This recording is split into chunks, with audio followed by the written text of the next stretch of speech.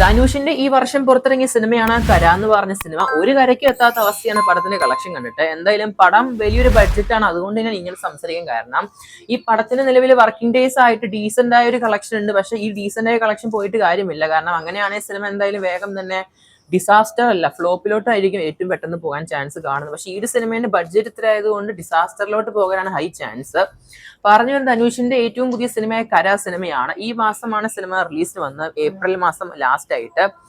എന്തായാലും പടം ഇതുവരെയായിട്ട് ഓൾമോസ്റ്റ് ഗ്രോസ് കളക്ഷൻ ആയിട്ട് 50 കോടി പോലും കാണാൻ സാധിക്കുന്നില്ല. 100 കോടി ബഡ്ജറ്റിൽ വരുന്ന സിനിമയാണ്.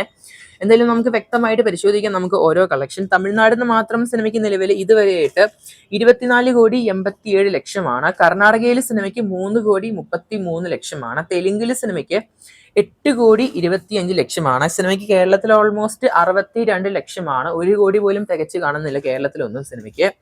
ഇനി റെസ്റ്റ് ഓഫ് ഇന്ത്യയാണ്. റെസ്റ്റ് ഓഫ് ഇന്ത്യയിൽ സിനിമയ്ക്ക് 30 ലക്ഷമാണ് ഗ്രോസ് കളക്ഷൻ കാണാൻ സാധിക്കുന്നത്. ഇനി ടോട്ടൽ ഡൊമസ്റ്റിക് ആണ്. സിനിമയുടെ ഡൊമസ്റ്റിക് ആയിട്ട് ഓൾമോസ്റ്റ് 37 കോടി 37 ലക്ഷമാണ് കാണാൻ സാധിക്കുന്നത്. ഇനി ഓവർസീസിലെ കളക്ഷൻ ആണ്. ഇന്ത്യന്റെ വലിയ സിനിമയ്ക്ക് 10 കോടിന് മുകളിലാണ് കളക്ഷൻ കാണാൻ സാധിക്കുന്നത്. 10 കോടി 12 ലക്ഷമാണ് സിനിമേന്റെ ഓവർസീസിലെ കളക്ഷൻ കാണാൻ സാധിക്കുന്നത്. എന്തായാലും സിനിമേന്റെ ടോട്ടൽ വേൾഡ് വൈഡ് കളക്ഷൻ നിലവില് 47 കോടി 49 ലക്ഷമാണ്. എന്തായാലും ഈ ആഴ്ച അവസാനിക്കുമ്പോൾ സിനിമ ഒഫീഷ്യലായിട്ട് 50 കോടി ക്ലബിൽ ഇടം പിടിക്കുന്നതാണ്. എന്നാൽ പോലും സിനിമേന്റെ 7 ദിവസം കൊണ്ട് സിനിമയ്ക്ക് ഇത്രയും ദിവസം എടുക്കുകയാണ് പടം ഒന്ന് 50 കോടിയിലിട്ട് എത്തുവാനായിട്ട്. എന്തായാലും പടം ഈ വരുന്ന മെയ് 28-നുള്ളിൽ പടം OTT റിലീസിന് കൈമാറുമെന്ന് കേൾക്കുന്നുണ്ട് നമ്മുടെ ആമസോൺ പ്രൈം ആയിട്ട്. അപ്പൊ അങ്ങനെയൊക്കെ നോക്കുമ്പോൾ പെട്ടെന്ന് തന്നെ സിനിമയ്ക്ക് ഇത്രയും വലിയൊരു കളക്ഷനോട്ട് എത്താന്നൊക്കെ പറഞ്ഞാൽ വളരെ കോമഡിയാണ്. എന്തായാലും ഇതുവരെയായിട്ട് സിനിമയ്ക്ക് ഒരു അനക്കവും കാണാൻ സാധിക്കുന്നില്ല ബോക്സ് ഓഫീസിൽ. ഇനി പടത്തിന്റെ റിക്കവറി പരിശോധിക്കുകയാണെങ്കിൽ ഓൾമോസ്റ്റ് ഇതുവരെയായിട്ട് സിനിമയ്ക്ക് 45% തിയേറ്ററിക്കൽ റിക്കവറിയും ബഡ്ജറ്റ് റിക്കവറി വെറും 22%. ഇനി പടത്തിന് തമിഴ്നാട് ഷെയർ 12 കോടിനടുത്ത് കാണുന്നുണ്ട്. World wide share 22 കോടിനടുത്താണ്.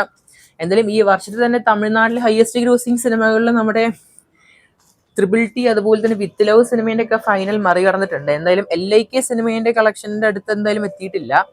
LIK നമുക്കറിയാം 60 കോടിന്റെ മുകളിലാണ്. കരയാണെങ്കിൽ തികച്ച ഒരു 50 കോടി പോലും ഇല്ല. എന്തായാലും 47 കോടി ആയിട്ടുണ്ട്. എന്തായാലും ഈ ആഴ്ച അവസാനത്തോടെ സിനിമ ഒഫീഷ്യലായിട്ട് 50 കോടിന്റെ മുകളിൽ പോകുന്നതാണ്. എന്തായാലും കാത്തിരിക്കുന്ന ചെയ്യാൻ നമുക്ക് നമ്മുടെ ധനുഷിന്റെ കര എന്ന സിനിമയിൽ കൂടുതൽ കളക്ഷൻ ആയിട്ട്.